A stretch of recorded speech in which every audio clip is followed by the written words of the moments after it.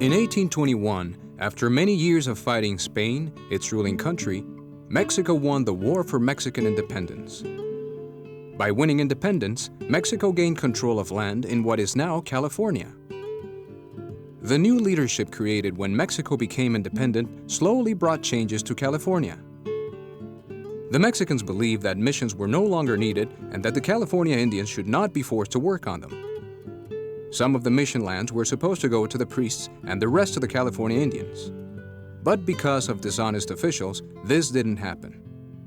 Most of the land went to people who had connections to the government of California. A few people got as much as 100,000 acres of land for free.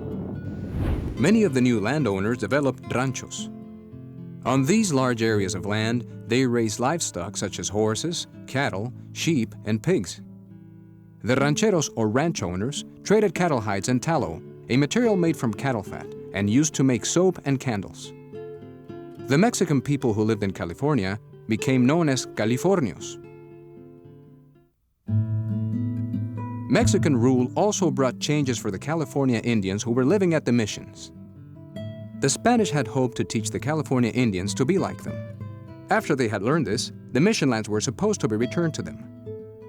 Many were forced to stay on the grounds of the missions and were often mistreated.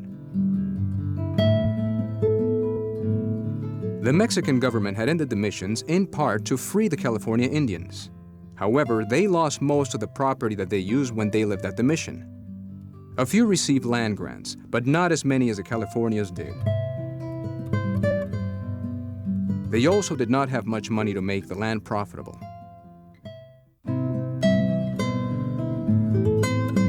Still, life for everyone was about to change once again, especially for the new landowners.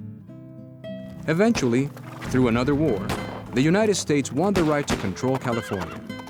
Under the U.S. government, many Californios lost their land. Today, the Californio influence is still felt in California. Agriculture remains very important to California's economy.